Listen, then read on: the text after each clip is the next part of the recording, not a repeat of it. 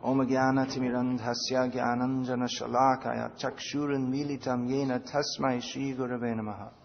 Maharaj Yudhishthira is glorified because, as Prabhupada notes here in the purport, he fought for the right cause. Everyone is struggling in this material world, and to fulfill their desires, they may exhibit qualities such as determination, austerity, mercy. They may exhibit different qualities. We see some people have tremendous determination, but it's not for the right cause. It's all useless. Just like these sports stars, how they have to train. They have to put so much work. They have to be very strict in their diet and very controlled. They can't go partying or drinking or smoking. They have to lead a very regulated life. Be very careful how much food they take. These film stars, they have to work very hard to temperate their diet.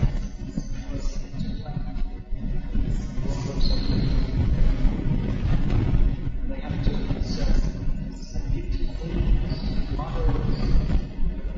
less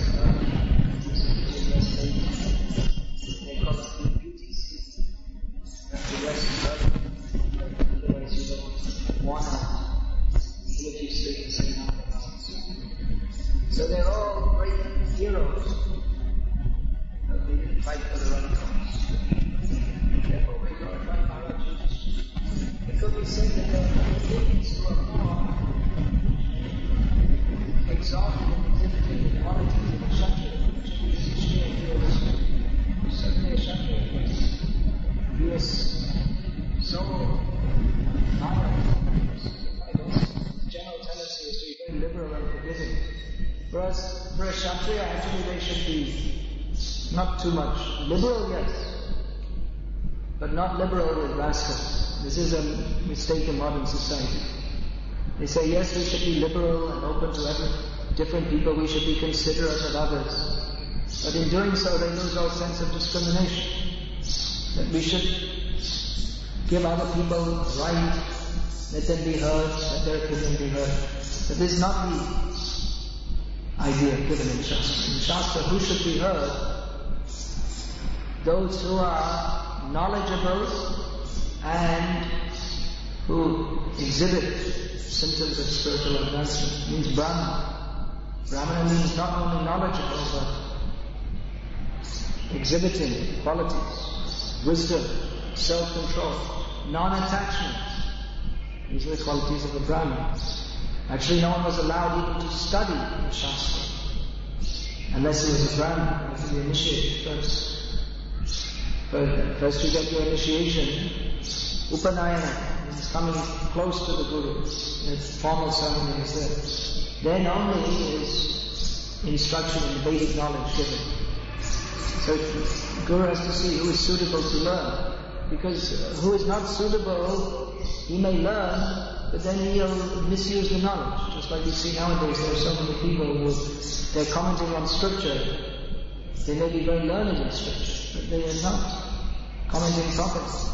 They're giving misunderstanding. So all these conditions were there. So Kshatriya, he was supposed to be liberal in the sense he can forgive if someone makes a mistake. But if someone is just an out-and-out rascal, his duty is to punish him. So there may have been many fighters in history who are more valiant. In the history of India, there are many valiant fighters. Not in Gujarat. In Gujaratis, they're not inclined for that. They're different. They're more Vaishya mentality. They're heroes of business heroes. But you'll find in Maharashtra so many famous fighters. Most famous is Shivaji. Among the Punjabis, Sikhs, their gurus, they were all fighters. They were the gurus of the Sikh religion. They were not just talking, they were fighters. You find the Sikhs, It's a religious principle. They have to, one of the laws, it's like they're supposed to wear tilak. They have to have a knife with them all the time. Because they're supposed, that's from their tradition, because they have to be ready to fight. So the Sikhs, Prabhupada was commenting, actually the British Empire was built on the Indian fighters. Mostly the Sikhs, the Gurkhas and the Jats. Jats are strong and powerful. Especially the Sikhs and the Gurkhas.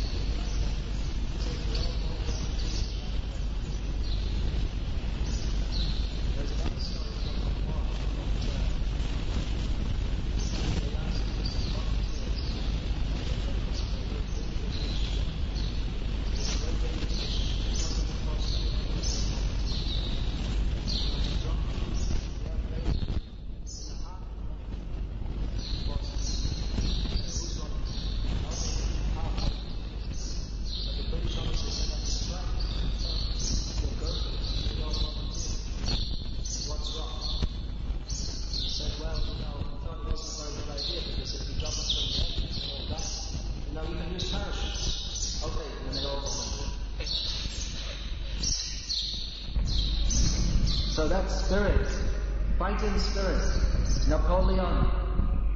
France is Napoleon and Napoleon is France. There's a French thing. Prabhupada went to France. He said, well, where is France is here, where is Napoleon? What happened to him? He's some dog or cat somewhere. So fighting spirit. Fighting spirit means not just violence for the sake of violence. That just before Napoleon was the French Revolution, in which they threw out all the kings. They threw out the king. And they were killing, executing so many people. So that was just anarchy. But then Napoleon came and he again became the king.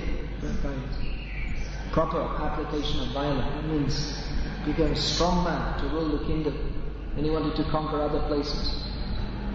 So they have the spirit, fighting spirit, Kshatriya spirit. Some quality is there.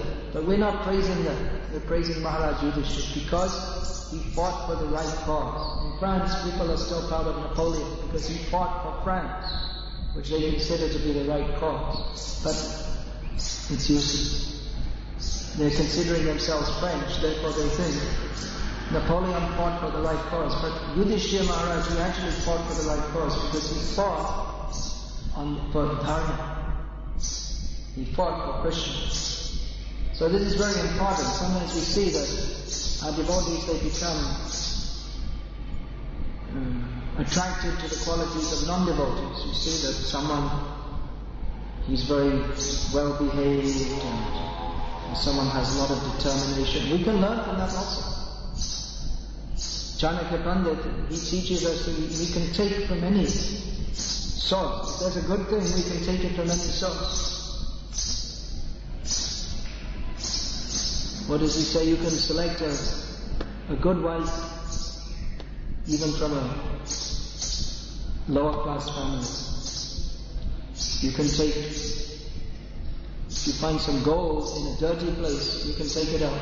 It's not Even though the dirty place is contaminated, you can take it.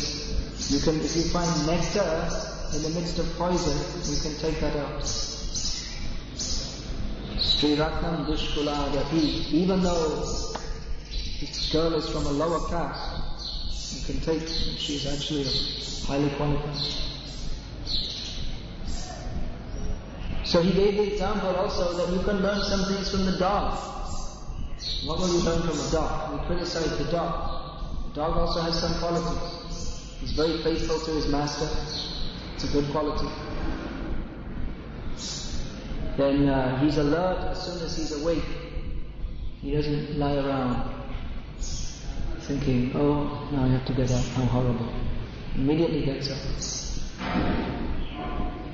So some things you can learn even from the dog. So you can learn also, when you see some qualities in a non-devotee, you can learn from it. But you shouldn't think that it in itself is a good quality because it's misapplied.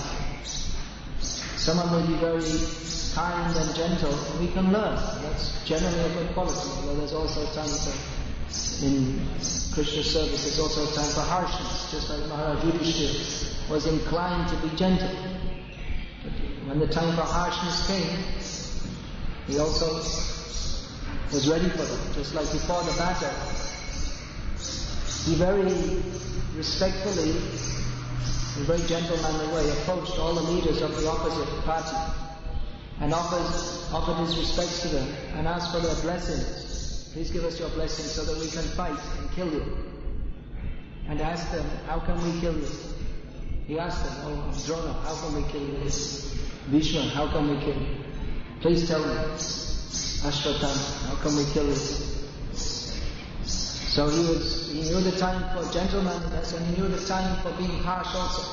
So generally, Vaishnava quality, sadhu quality, he's peaceful, gentle in his behavior. So if we see that, even in the non-devotees, sometimes you see the people, by their nature that they've acquired from the modes of material nature, they're very well behaved. Whereas sometimes you see our devotees, they're very roughly behaved,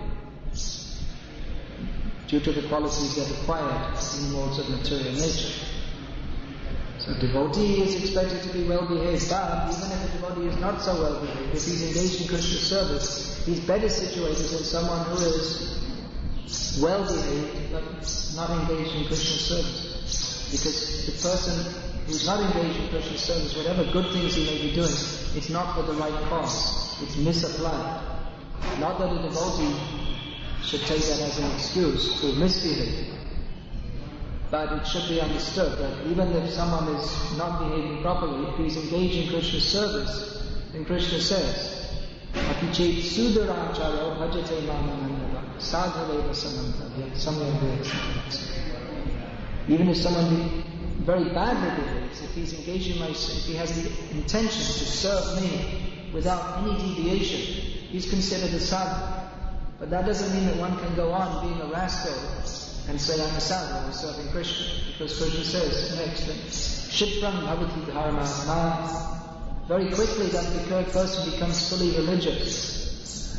So if someone goes on committing abominable activities, that means he's in the name of serving Krishna. That means he's not actually properly serving, he's not making proper advancement. Devotee, he reflects the qualities of Krishna. His devotee advances, he reflects the qualities of Krishna.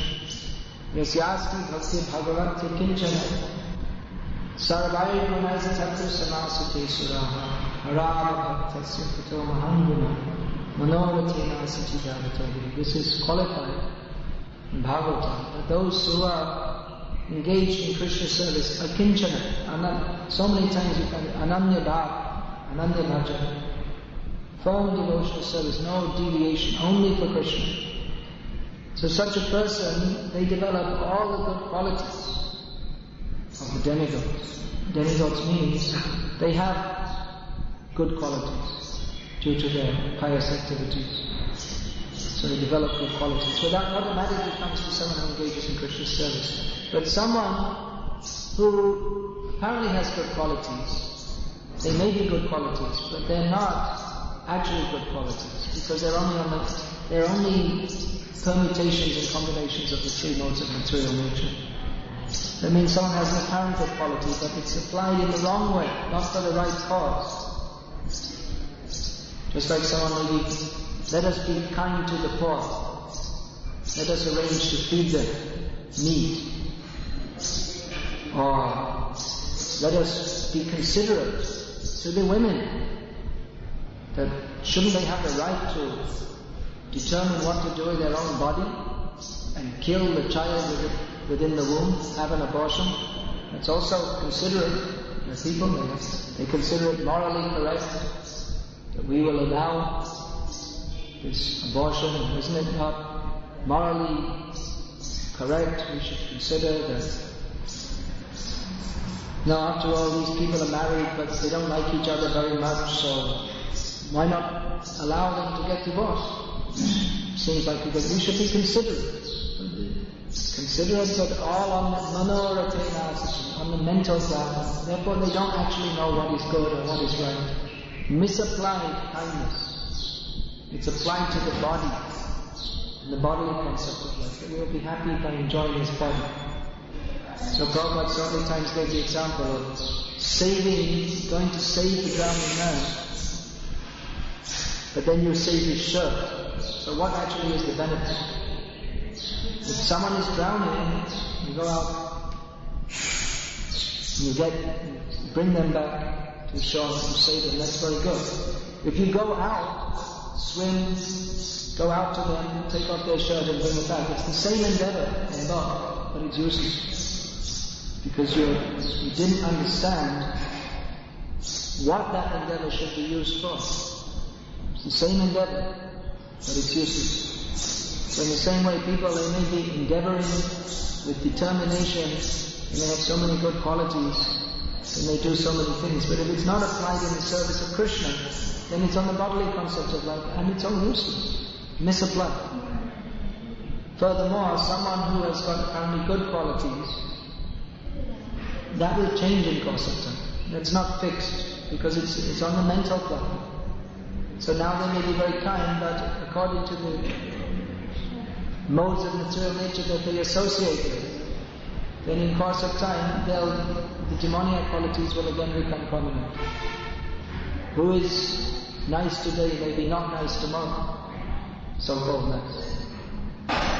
These are not fixed because they are not connected with devotional service, which is the intrinsic function of the soul. Therefore, the so-called good qualities, for one point they're misapplied, another point they're only connected with the false ego. So, the false ego that is basically everything in the wrong direction. Plus, it's not a false ego, there are so many changes, it's always changing position. Now, due to false ego, I'm identifying I'm this body, I'm Gujarati, I'm 20 years old. But then after some time, that will change. Now I'm a dog, now I'm a cat, according to the body. So what will happen to those good qualities? They're not permanent and they're not properly placed. So, again, it comes from ignorance. If one knows what is the proper purpose of life, then everything he does is going in the right direction. But if you don't know what the proper purpose of life is, and don't act in that way, then even your noble, valiant qualities, it's all wasted. So many people in the world, they're struggling for so many useless things. They're trying to become a sports champion, or a film personality, or leading politician. So much endeavor. It's all useless, waste of time. Now they're all endeavoring. Who will be the Prime Minister? Now someone will become the Prime Minister. What is the ultimate benefit to them or anybody else? Unless they know Krishna. Yudhishthira Maharaj, who was the king, he knew Krishna, so he knew how to rule over the state so that people may get eternal benefit. But simply to become a political leader without doing that, And what is the actual benefit? There is not only is there not benefit, but there is great harm. So we are praising Yudhishthira Maharaj as the ideal king. But others, they may have some qualities, leadership qualities, whatever. But because it's not applied in the right cause, the service of Krishna, all your service. So this is an important point here. Yudhishthira Maharaj, he was fighting for the right cause. So we should know what that is. The right cause is Krishna's cause. Krishna's cause at the present time and all time. The purpose of the creation is to give the conditioned souls a chance to revive their loving mentality towards Krishna, especially at the present time. It is meant for spreading Krishna consciousness. This is the right cause. Anyone who takes part in it will become glorious, will become dear to Krishna. It may seem that others, well, they're more important, they're more learned. But the devotee of Krishna are those who are working on behalf of Krishna to spread Krishna consciousness. They become dear to Krishna. You may find people who are more learned than our devotees. They may be deeply learned in Shastra or in anything else. But they're not becoming dear to Krishna if they're not making the endeavor to bring others to Krishna. There may be others who are more austere than our devotees. But if they're not engaged in Krishna's service to bring others to Krishna's service, then that doesn't make them very dear to Krishna, simply by being austere. It's better than being licentious, indulging in gross sense gratification. But again, unless it's centered on pleasing Krishna, then what is the actual benefit? So this is the right cause. That Chaitanya Mahaprabhu has made very clear. Jare deko tare kaha. Krishna Upadesh, Amaragya, Guru Hai, Tara Upadesh. Wherever you go, wherever you meet, instruct them in the science of Krishna. In this way, become a guru and deliver the world, deliver the Srimad. So this is the cause. We are at one time trying to extricate ourselves from this illusion, but it's such an emergency situation. We can't wait until we're just all completely learned and qualified in so many ways. We have to go and preach immediately. Can't wait till I've learned the whole Vedanta Sutra, Ramayana, and Upanishads, and when I've learned them all and all the different commentaries, then I'll preach. You won't make it in this life. You don't have the brain capacity to even remember all this. But if at any stage we can inspire others to chant Hare Krishna, then even without understanding all of the philosophy behind it, there's so much from then we do that and we become dear to Krishna. So this is the right cause. Not that we shouldn't understand. Also, philosophy should be understood for the sake of ourselves, that we'll have the right conception. What is the meaning of chanting Hare Krishna? So that our doubts can be cleared, and so that we can clear the doubts of others. But we shouldn't get misled this way, that way. There are so many side paths we can go up. The path of Krishna consciousness is very straightforward and clear. Anande bolo hari bhaja vrindavam, Shri Guru Vaishnava bhava najayam. Just simply chanting Hare Krishna, being happy, aspiring to serve the land of Vrindavan, following the orders of Guru, associating with Vaishnavas. The principles are very, very simple. So it's very good to have a clear, simple vision. Simply, Krishna is the Supreme Personality of Godhead, I am His servant. So what do I have to do? I have to serve. So simple. Philosophy of Krishna consciousness, very, very simple. Nothing difficult. Sometimes we become mixed up in different complexities. Because the world is complex, no doubt. How this world is existing, how it's resting on Krishna's energies. Krishna has so many different energies. Parasi Shakya, Vividhaiva Shuryate, Swabhavaki, Jnana Balasinacha.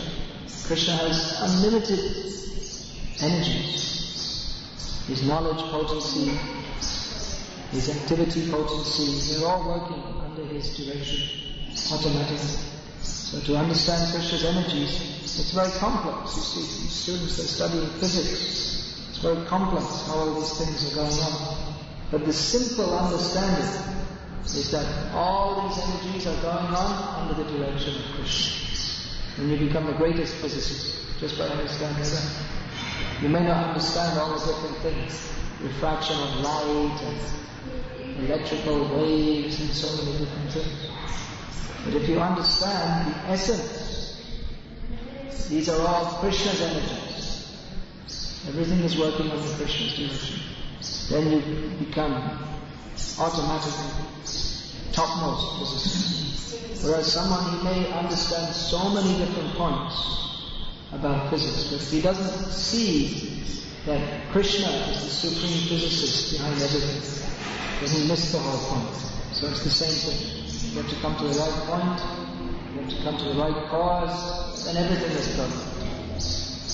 If a devotee offers Krishna a flower with love,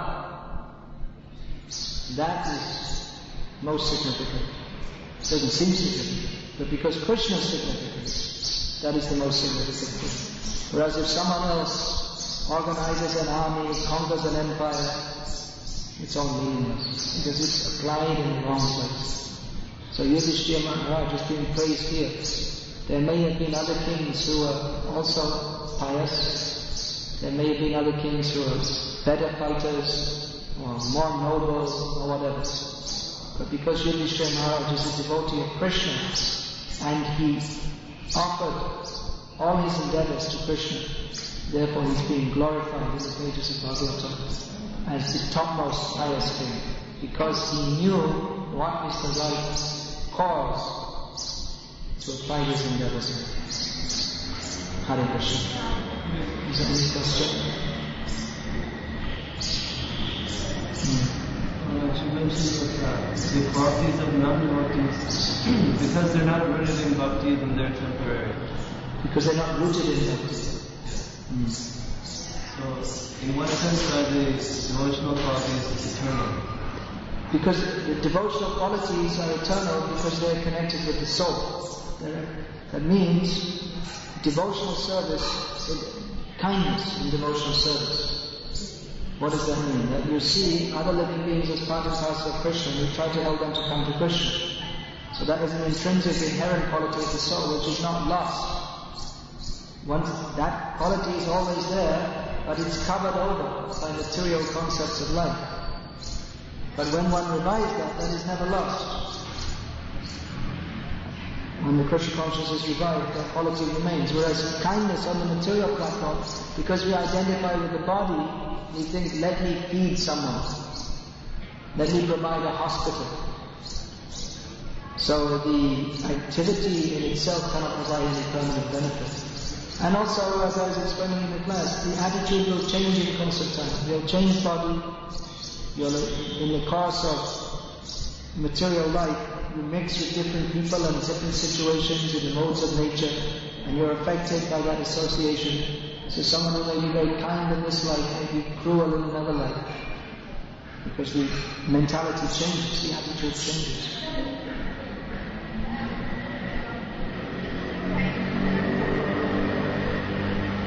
Is that understood? Yeah, so can we infer that if someone develops a quality, devotional quality, and then it takes another birth, and that same quality will manifest as long as he's on the path of bhakti? Yeah, whatever is developed in devotional service is not lost, even if it's not completely manifested. It may be that someone, even on the material platform, if they have some qualities, that may carry on to their next life also. It may not suddenly change that you're a very pious person in this life and a demoniac person in the next life. It may take some time also.